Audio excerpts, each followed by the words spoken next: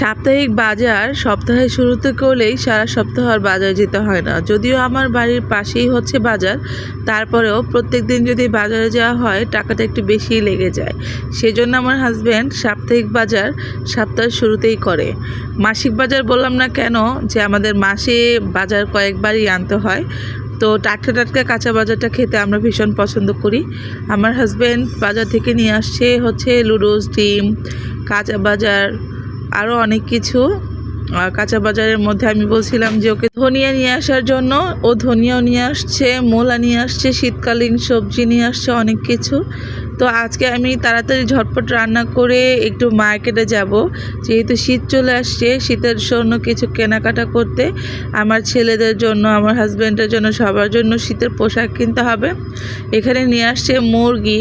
আসলে মুরগি অনেকগুলো ছিল, কয় কেজি আমি ঠিক বলতে পারতেছি না। তারপরে কাঁচামরিচ নিয়ে আসছে, এখানে ধনিয়া পাতা নিয়ে আসছে, আমার কাঙ্ক্ষিত ধনিয়া পাতা, কারণ শীতের দিনে সবজির সাথে ধনিয়া পাতা ছাড়া একদমই ভালো লাগে না।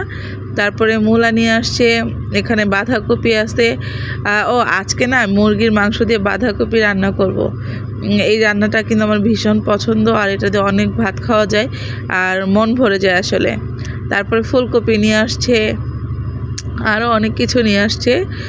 যাই হোক, সব কিছু আপনাদের সাথে দেখালাম, শেয়ার করলাম। এই যে মুরগি নিয়ে আসছি, এগুলো এখন আমার হাজব্যান্ডই কাটাকাটি করবে, কারণ আমি মুরগি আর মাছ এগুলো একদমই কাটাকাটি করতে পারি না বা পছন্দ করি না। এদিক দিয়ে আমার বাচ্চারাও চলে আসলো মাদ্রাসার থেকে।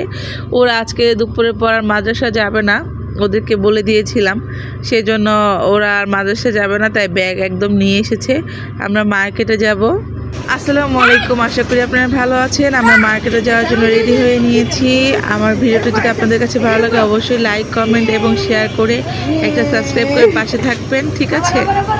দেখতেই পাচ্ছেন আমার ছেলেরা খুবই খুশি, সবাই অনেক বেশি হুড়ে করতেছিল, কারণ ওদেরকে নিয়ে মার্কেটে যাব, ওদেরকে নিয়ে শপিং করতে একটু খুব কমই যাওয়া হয়।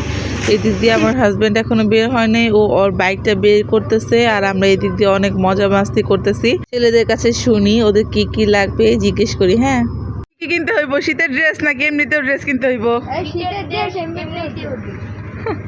তো বাড়ির ছোট যন্ত্র মহা খুশি, সে একবার দৌড়ে দৌড়ে সামনে যাচ্ছিল এবং পিছনে আসছিল। যখনই দেখতেছিলাম ভিডিও করতেছিলাম, আবার ক্যামেরার সামনে আসতেছিল। ওর বাবার জন্য ওয়েট করতেছে।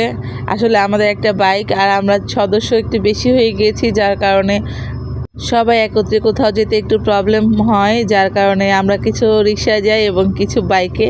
তো আমার হাজব্যান্ড আমাকে টাকা দিচ্ছিল রিক্সা ভাড়া, কিন্তু অনেক দুষ্টুমি করে দিতে চাচ্ছিল, আবার চাচ্ছিল না। ভিডিওটি ভালো লাগলে পাশে থেকে যে আপু এবং ভাইয়ারা, আজকের জন্য এটুকুই। সবাই ভালো থাকবে, আল্লাহ হাফেজ।